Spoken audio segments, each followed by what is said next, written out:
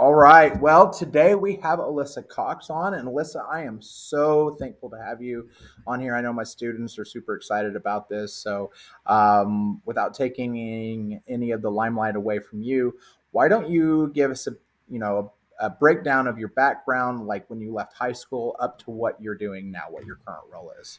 Sure. So right now, I am a director of product strategy at Genesis. And what Genesis does is we develop and sell the software that companies use in their customer service centers, right? So, like when you call Target with a customer complaint or you call the power company, right? Those agents are using our software. So that's our product. How did I get here? Right. So I left high school and did a degree in English literature. And then I spent some time in veterinary school and ended up with a master's in science in like pharmaceutical research. I did an MBA. And I can tell you, like, I did a lot of school, but I don't use those techniques all the time in my job, right? Like, not very many calls in a corporate world, over Zoom calls for like, hey, also like my cow's not burping. What do I do about that? Like they're all bloaty. What do I do about? I've never been asked that in a professional setting, not one time. But I But can if tell that you what. happens, you'll be That's all well right. prepared. That's all right. So like I was like, I've done a lot of school. I've tried a lot of different things. So when I finally left school, when people finally said they weren't going to pay for my school anymore, because like eventually they stopped lending you money and you have to get a job. Because I took out a lot of student loans for all that fun. I also did a lot of things in the professional world, right? So I started out in financial planning with Unilever on their ice cream brands. So I ate a lot of Breyers, a lot of Ben and Jerry's, a lot of Klondike while I was running numbers. Went from there to Ford in product development finance. And then I spent 6 years as a consultant on business processes with Deloitte, where I was working mostly for pharmaceutical companies. So like also, and now I'm in technology, right? So you can go all over the place. Like I've gone all over the place. I think there are a lot of different paths that you can take. Um, and what's important is just the next step on your path, getting closer to something you really enjoy. Yeah, I like how you said that eventually they stop paying for your education. It's expensive because I kind of hopped around in college, and the next thing I know, I went to apply for more student loans, and they're like, "No, you're maxed out," and I was like, "Maxed out?" And then I went to go and look how much they had actually given me, and I was like, "Oh man."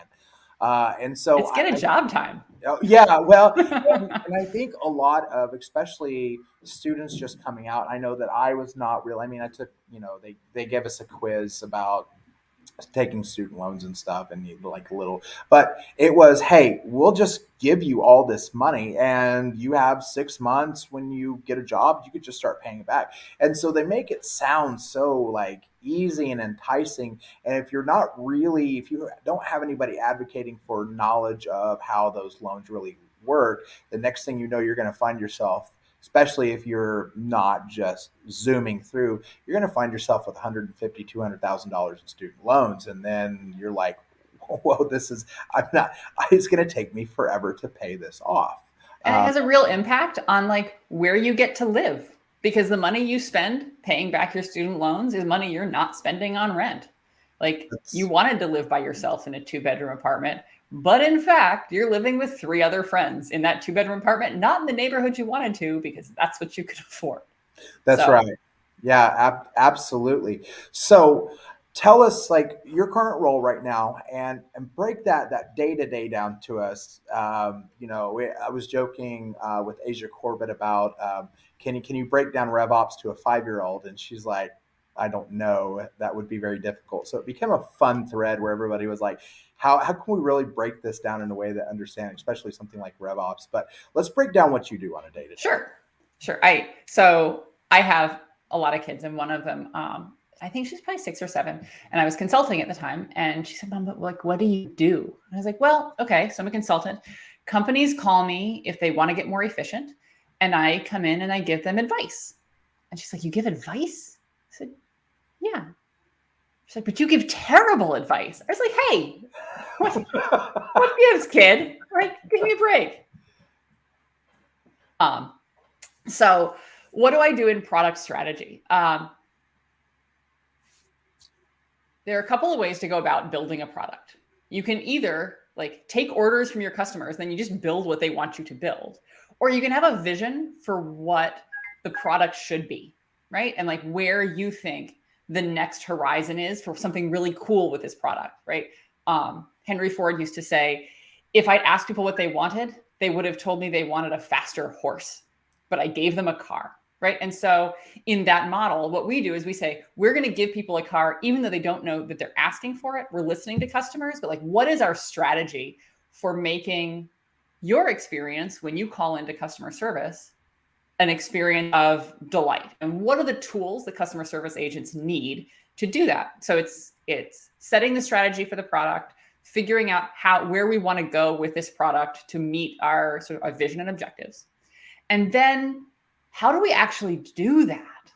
How do we engage with customers along the way? So how do we talk to customers about what we're building as we're building it? How do we collect customer feedback about what we should be building? How do we engage customers in testing? Anytime we're going to put out new software, a lot of times we like to have some customers in it first, using it, telling us what's wrong. These are sort of trusted customers. And so that's what I do in product strategy. Product strategy is all about figuring out what the company should be doing to realize its vision with the product and how it's going to go do that. So it's a big space, but it's a very exciting space. That's very, very interesting. So it sounds like you are taking the concept of an item, a product, and listening to what the customers what they want, and then basically designing that in a way that that they can use it. And like I like your analogy with the horse, because what people wanted is they wanted to go faster, really. And so Henry Ford's like, let me give you something that really goes much faster. So I Right. really like that. And I guess in some ways, people don't really realize what they want until it's offered to them, and they go, oh, you know what, that is what I want. So in some ways you guys are creating kind of that demand generation for Yeah. items. It's if you ask me what I want, I'm going to look at what I have and try to figure out how what I have could be better, but within the confines of what I already know. Okay. And the way I can get out of that space is either by learning more as a customer, learning more about like the world around me. There may be things I don't even know about that I could be asking for. And then on the product side, are there things that don't even exist in the marketplace? It's not that they exist and our customers don't know about them, but these things don't exist in the marketplace. This is where we can sort of dream without constraints about what the future could look like. And then what are the steps we need to take to make that future real? That's awesome. So if somebody wanted to, if I had a student and they were like, I love what Alyssa does, um, what would be, if you could create a roadmap from them, kind of where to start and to end up where you are, what might that look like? Sure. So I would say I haven't taken a straight line anywhere ever. And so like don't be afraid to take a meandering path. Um, if there are two, from my perspective, if there are two things that skills you can build that are going to open doors for you all over the place in places you never even expected, I would say it's learning how to work with customers, talk to them, learn to listen to them and understand what their concerns are, learn to think about and provide solutions to customers, learn to convince customers that these are the solutions they need. Even if you're not dealing with sort of direct customers, you're going to have customers inside a company and you're going to use the same skills, because people are people, whether they're buying a car or they're like using some report that I've built. So learn how to work with customers, and you can do that waiting tables. You can do that in a retail environment. There are a lot of jobs that you can get at an entry level while you're in school, while you're in high school, that will help you build some of those skills. The other thing I would say is learn finance, right? Learn how the company talks about money, because at the end of the day, these companies aren't here. There's a whole class of organizations that are not for profits, and the rest of them are for-profit organizations. They're all trying to make money. They want to pay you, so they need to make money to pay you. Understand how the company's finances work. Understand how the work you do costs the company money, understand how the work you do brings money in for the company. Understanding that sort of that profit and loss will help you speak the language of business. And every single business owner, every single business leader is looking for somebody who can speak that language, because that speaks directly to their priorities. And like I said, that'll open a ton of doors for you. If you're looking specifically for product, look for roles where you create something, new. It could be a physical thing. It could be a service experience for customers. Look for opportunities to build, sort of take your existing role and make it bigger. Whether it's by sort of doing your job more efficiently, taking on more responsibility, or doing your job really well and teaching others how to do their jobs really well. These are the things, and it's not a prescriptive career path, and it's hard for me to like nail down a prescriptive career path because I haven't had one. But I can say that when you're applying for new jobs, even if you're applying for jobs outside the strict, like, Unilever doesn't do any veterinary. I spent time in veterinary school. Unilever doesn't sell any veterinary products at all. But I could tell stories about thinking about customers. I could tell stories about understanding the financials. I could tell stories about making my role bigger, taking on more, being hungry for more and hungry to contribute. And those are the things that companies are looking for. Companies can teach you almost anything else. I like that because I know that there's not necessarily just with students, but I can look at my colleagues that are trying to leave the classroom, and they seem to be, well, nobody's going to hire me because I don't have direct experience in this like say product or project, or so nobody's going to hire me. But I think that you have shown that you kind of took that non-traditional path, because it's there.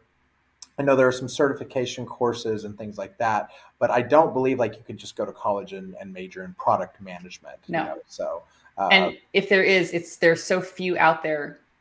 Nobody that we hire has a college degree in product management. I can't think of anyone I work with that does.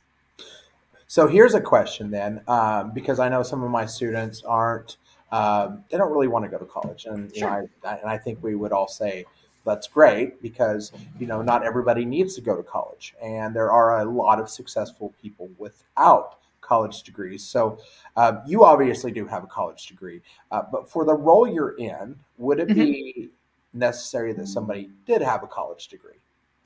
It's going to be really hard if I think about sort of how we hire in product management.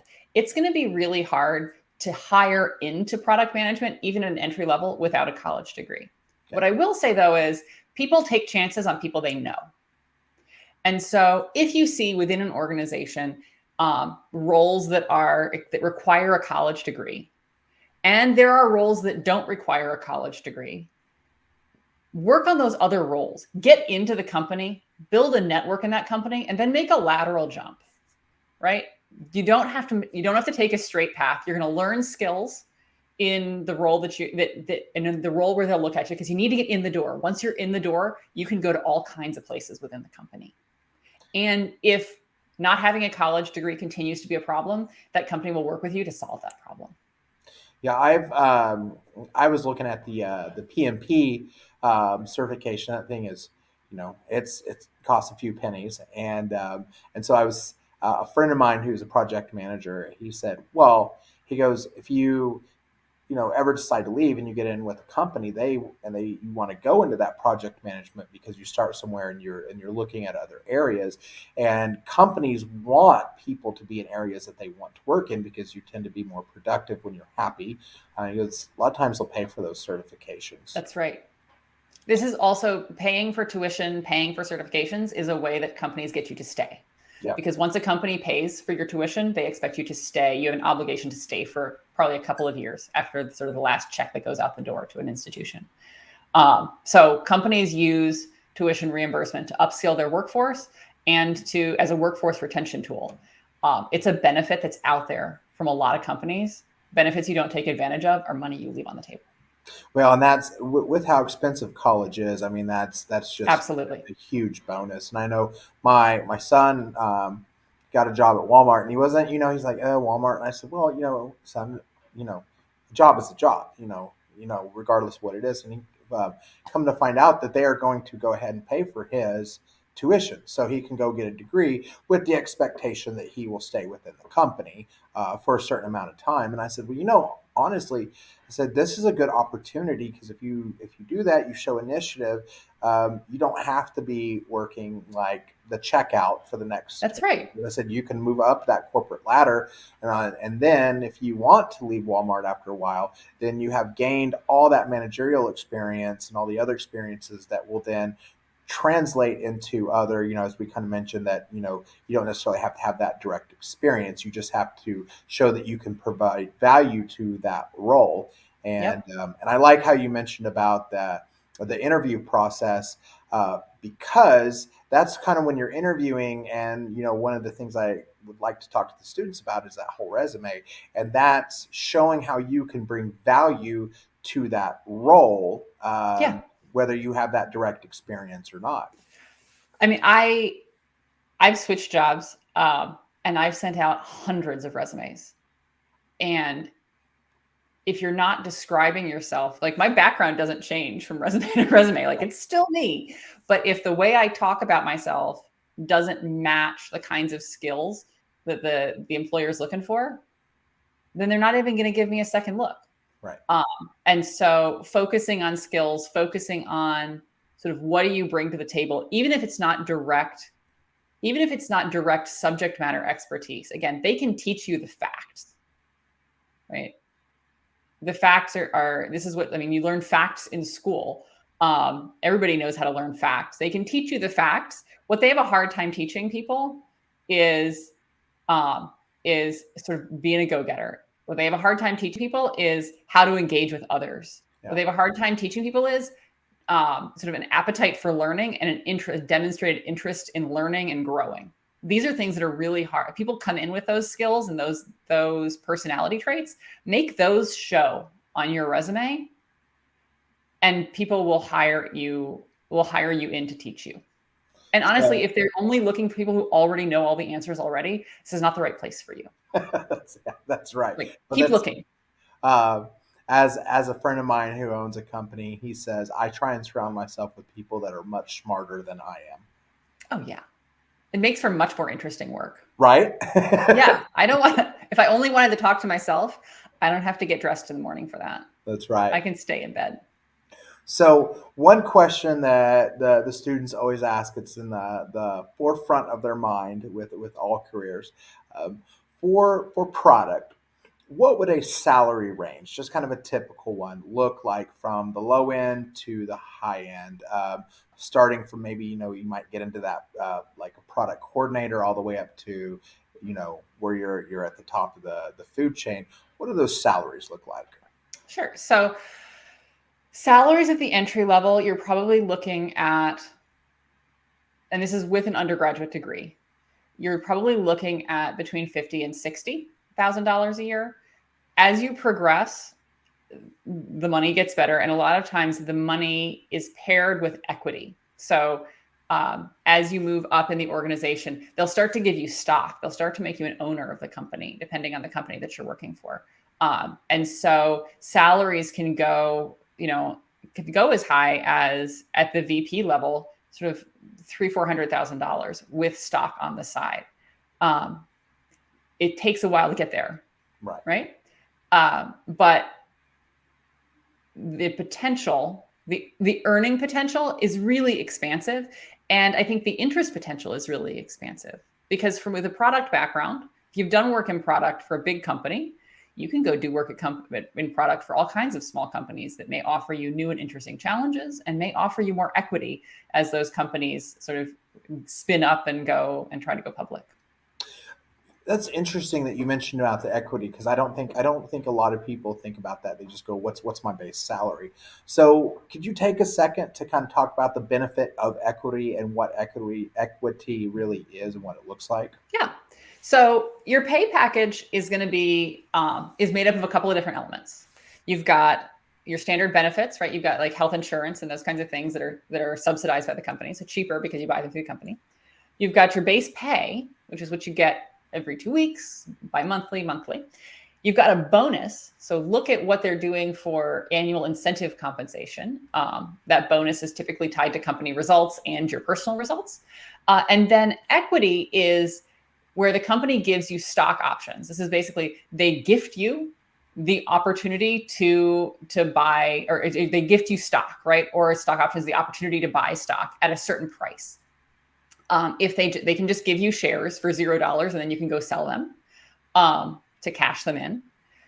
Stock options, they offer you the opportunity to buy shares at a particular price. And if the market price is higher than that, you can go buy from the company at $30 and then sell at the market price of $50. And that what you get is then the difference.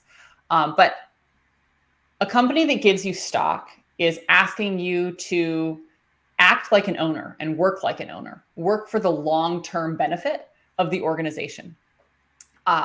And it can be when they give you stock, sometimes they give you stock that you can use right away. You can cash in right away. A lot of times they give you stock that they say vests over a certain amount of time. So they might give you $100 of stock today that vests over the next 4 years. So that means in a year, I can cash in $100 of that stock. A year after that, I can cash in another $100 of that stock, right? For the next 4 years. And that's a way that companies use to say, there's an incentive for you to stay with us. Continue to work for the benefit of the company, because if I leave the company before my stock has vested, before I'm allowed to use it, I give it up. It's gone. So stock compensation, I think, is it's a really powerful way to pay people. It costs the company less money, but is a much bigger benefit to you as an employee. And it is designed to help you think like a long-term stakeholder in the organization. Does that answer your question? Yes, it almost sounds like a great retirement plan too. It is. It is. I can tell you that when my family looks at how we're planning on funding retirement, our stock options are a big part of that, right? There are stock options. We put money into a 401k, which just comes right out. Like we've been doing that forever. And it's super painful. Like when you come up short a month, you're like, ooh, I wish I wasn't contributing to this money I can't touch. But I can tell you that when we go to retire, we're going to be super glad we've had money in there for a long time. Yeah, because right now those financially, it's a slight inconvenience, but it's more it's more of an inconvenience when you get time to retire and you don't have enough time. You know, you're That's like, right. I got to go work still. So I mean, put money, it should only be an inconvenience for you on day one. right, Because after that, you get used to having that money come in. And every time you get a pay raise, you should be putting part of that as even more into your 401k, because that money will save your bacon when it's time to stop working. The last thing you want is to spend your whole life working and be ready to take a break at the end of your career and not have that opportunity. that is, and I would really like to see more financial literacy taught in schools. I know we didn't have any, and there's a lot of, for example, I was listening to a lady. She runs a money market, and she was talking about if you start at 25 and you just put $100 a month into an S&P, by the time you're 50, you have like $1.8 million. That's right. And I'm thinking, I've had a lot of hard months, but like I could have scraped up $100 if it meant this was what it was going to look like. But That's right. that education is kind of lacking, and so I'm hoping to see, if not, if I have to kind of push it to try and get that Sure. there, because I think it's important. One thing I would love to ask, because COVID has really changed the way people, companies have employees, because a lot of Yeah. companies, like my neighbor, he was working for Cox Communications, and they had to shut down they couldn't go to they had to work remote. And what they found was that they were saving so much money. Ryan Al-Hamdani, please come to the office. Ryan Al-Hamdani. Bad news, Ryan. Right, you're in Bad trouble. news. That's right. that Since I'm not in school anymore as a student, I don't have to hear that. I don't get to call it. That's right. But and so they found that they were saving so much money by having people work remote, with the exception of the tech workers where they had to go pick up their equipment. So for your career, are you able to work remote? And do you find within product that that option to work remote is frequent? So in technology in particular, product teams at Genesis, at least, we've had the opportunity. People have been working remote for years. They're in different cities. I mean, we have a couple of different offices across the country. And so even when people are in the office, they're spending a lot of their time working with people that are on their teams in a different office. My team in particular, there may be one or two people that work close to an office and might go into an office when office is open again. But I'm permanently remote. We don't have an office here in Chicago.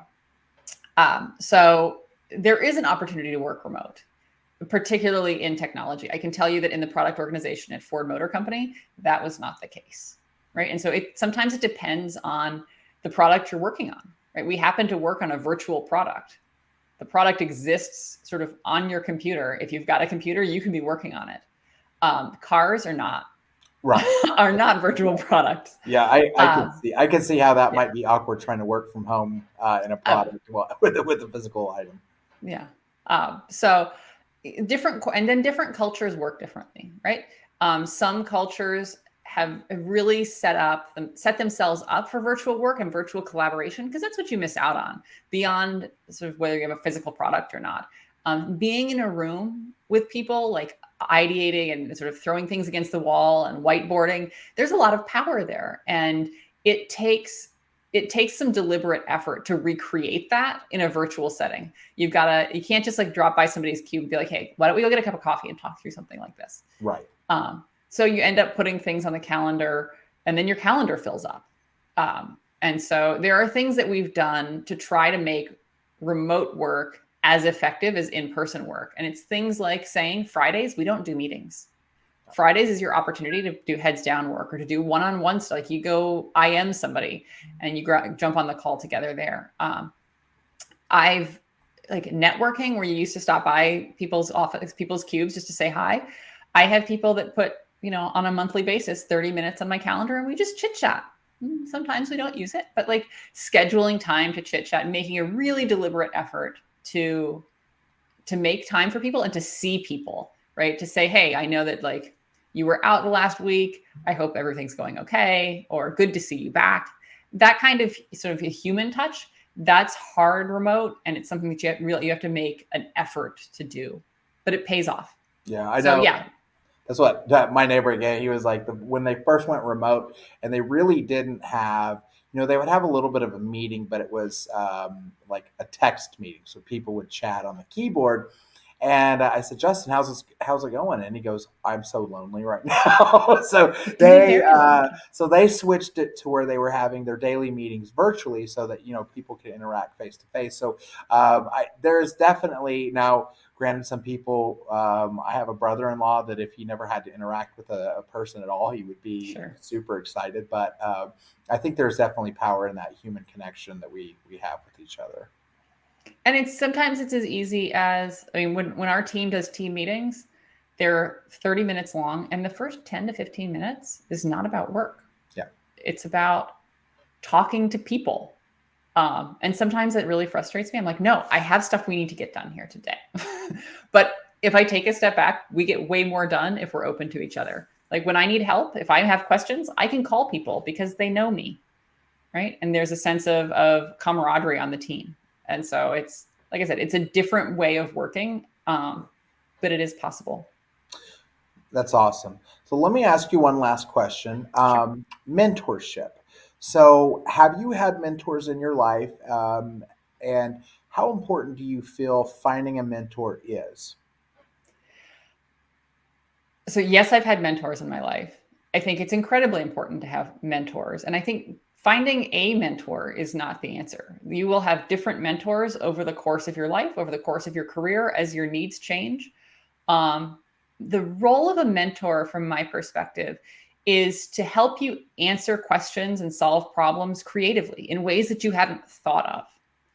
And so it's never too early to find a mentor. It's never too early to find somebody who can offer you sort of a unique perspective and different advice if you've got questions. And I think establishing a mentorship relationship is all about knowing what questions you have so you can start the conversation. And then it is just, I mean, people love giving advice and opinions. I've never had anyone be like, oh no, I'm really not into telling you what I think. It's not real. Yeah. And so sometimes it's daunting to think about going and finding a mentor and like, oh, this feels awkward. It's not awkward. You just go ask people what they think. And they're like, oh, I would love to tell you what I think. Right. And mentors aren't always adults. I think we have this idea that mentors are always people that are way far ahead in their careers, or like they can be. But your mentor can also be a freshman in high school. You're sitting in middle school and you're like, how do I survive freshman year in high school? Go find a freshman. Like, you know, these people, ask for their opinion. If you're coming to a 50-year-old asking them for advice on how to survive freshman year, you're barking up the wrong tree. It's been a while, right? Ask the people who know. Yeah. And if you think that you're too young to be a mentor, or you're not far enough in school or career to be a mentor, you're wrong. Because wherever you are, there's somebody a year or two back who'd love to be where you are and is dying to know. And so go find people. Don't be afraid to ask for opinions. Don't be afraid to ask for advice. You don't have to follow it. And when you find people that you ask advice of that you really connect with, those are mentors. When people ask you for advice, you know, give generously, because you can also learn from followers, from people for whom you are a mentor. So it's a lifelong practice of sort of cultivating other opinions in your life and getting advice from other people and establishing connections like that. That is super powerful. Okay. Give us one last piece of wisdom. On the spot. I know. Yeah. Oh, I'm ready. I'm ready. Like, adults will ask you what you want to be when you grow up, and it's because they're looking for ideas, right? Some people will follow a very straight and narrow path, and lots of people won't. Don't be afraid of that. Set a goal, chart a course for that goal, and on your way, be open to side roads that maybe weren't available before, but now they are. And then change direction, right? Follow the opportunity, be awake to the opportunity as you're moving down the road, because you never know sort of what else is coming. You can't predict it perfectly. So don't be afraid to take a meandering path to get to the right place. Wow. Beautiful. Beautifully put. Well, listen, I want to thank you so much for coming on. And as my students come up with more and more questions, would you be up for answering those questions? Maybe one day having a live Q&A chat. Are you asking me if I'd be willing to give my opinions and advice?